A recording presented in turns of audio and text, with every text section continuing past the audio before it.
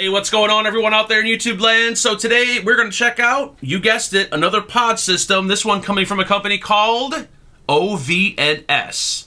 No idea on how to pronounce their name, so we're just going to call them OVNS. Today we're going to check out the Saber pod system. Now this is a mouth-to-lung style pod system, very similar to the Bow, very similar to the Juul. Got it loaded up with some 18 milligram tobacco from Liquia. We're going to have a few vapes, and we shall dive into it.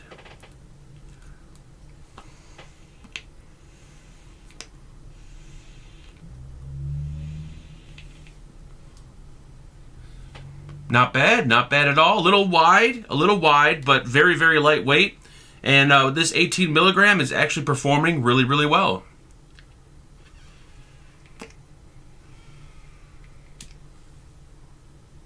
Very nice. Now, the Saber was sent over directly by OVNS. For the purpose of this review, I did do a search online, found it over at a few websites, and it seems the going price for the kit anywhere between $25 and $29.99. So let's have a closer look at the Saber pod system. This one coming from a company called OVNS Technology. Presentation box is not that bad. Slide open the packaging, and then you're going to have the flip open box. Inside there, we're going to have a little user manual or user card that shows you how to fill up the pod and get started. You're going to get the battery or the device. You'll see that there is a pod already pre-installed. They're going to toss in a second pod. Now keep in mind these pods are empty and you will have to provide your own liquid, and then you'll get a little cardboard box that will contain your micro USB charging cable. Now, as you can see, the Saber is very comparable in size to the Bow and also to the Juul. Maybe a little bit taller, a little bit wider, but as far as the shape of it, it's pretty much just like all the other pod systems, maybe just a little bit bigger. It measures 100 millimeters tall and only 10.5 millimeters thick. It is constructed of aluminum, so it's really lightweight, and all it consists of is the battery and the pod itself. Now, the battery portion is very simple to operate. There are no physical buttons anywhere on this battery, so there's nothing you really need to know. It does have the auto draw feature, so when you vape on it, when you're pulling on it, it's going to automatically turn on, and when you're done vaping, it automatically turns off. We do have LED lights located on both sides, and those lights are going to indicate the charge status of your battery, and we also have an LED light on the front right here. This light is going to change color while you're vaping. I'll show you the lights in a moment, but when you vape, they turn on. When you're done, they turn off, and there is no way to disable the lights. At the bottom is going to be your micro USB charging port. You can use pretty much any powered USB port, like your cell phone charger, your tablet charger. And aside from that, that's pretty much it. A very simple device. This one has a 400 milliamp hour internal battery with a maximum wattage of 7.2 watts, a maximum voltage of 4.2 volts, and the resistance of the pods, 1.8 ohms in resistance, so they're fairly high. Now, to plug this in for charging, just plug in your micro USB cable, and you'll get an idea on what the lights look like. This is a multicolored light, but when you're charging it, it just stays one color. And there's a look at the side lights. The lights on the side are actually pretty bright, so I'll show you more on how that looks when we jump up top. Unplug it. And the contacts on the inside are magnetic, so they will magnetize to the pod. And I will say the magnets on here are not the strongest. The pod doesn't click and lock into place like other pod systems. This one just kind of slides in and just sits there. It's not going to pop out accidentally, but just be careful if it's tightly in your pocket. Don't pull it out by the pod, because you might just end up pulling the pod out of the device. Now, checking out the pod, we have the coil and the tank all in one. This is going to be your pod. And once again, the resistance of the coil, we're looking at 1.8 ohms. The pod itself will hold 1.8 mLs of liquid. And what's nice is that you can use your own liquid. I recommend using a high nicotine juice or a salt-based juice, 24, 26, 48 milligram, something pretty high, because this is a mouth-to-lung device. So to fill up these pods, you're going to have to remove the mouthpiece. This mouthpiece is made of plastic, and what you have to do is try to get your nails on both sides of it and pull it off.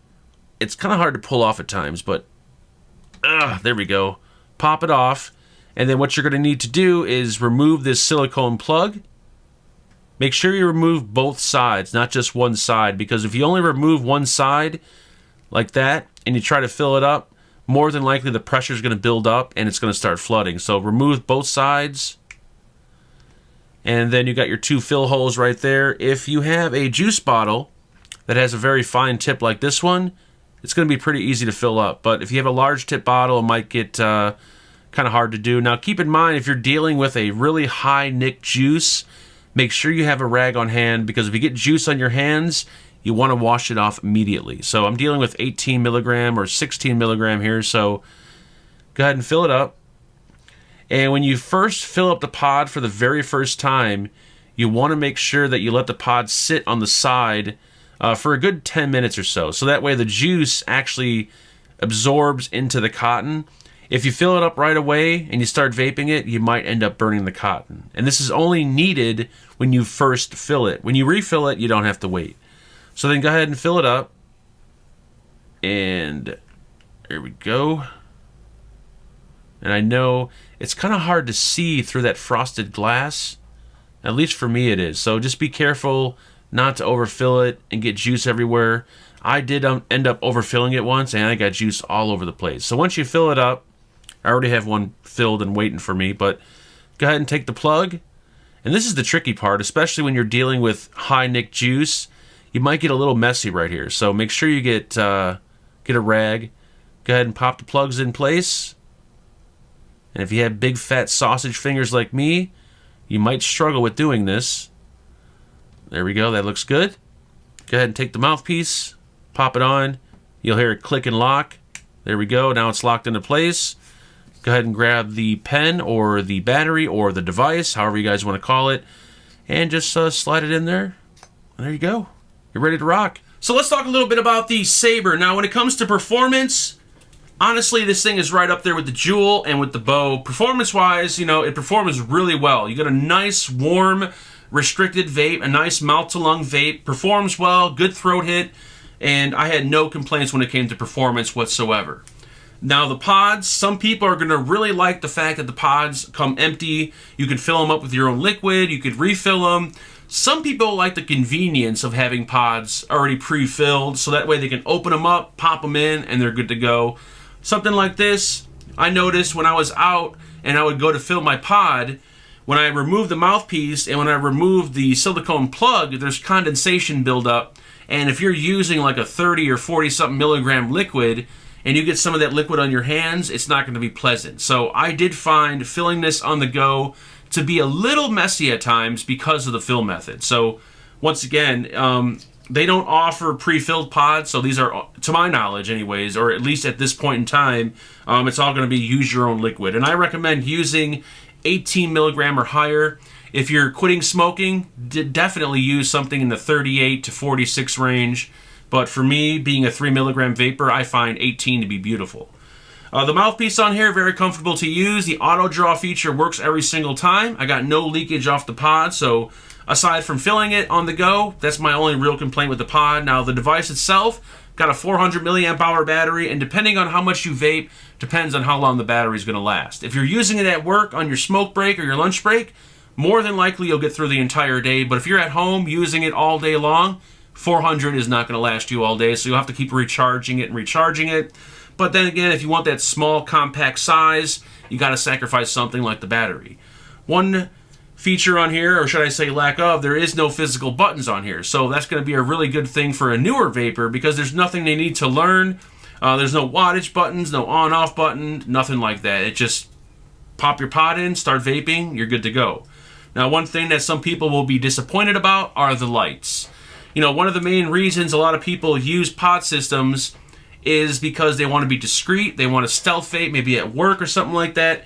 And with having a device like this that has lights on both sides and on the front that are really bright, you can't really be that discreet because you might draw attention to you. So unless you're fisting it like this, there's going to be a light show every time you vape. I wish they had an on-off button on here to turn the lights off. I wish they would have had an on-off button to turn it off completely for storage.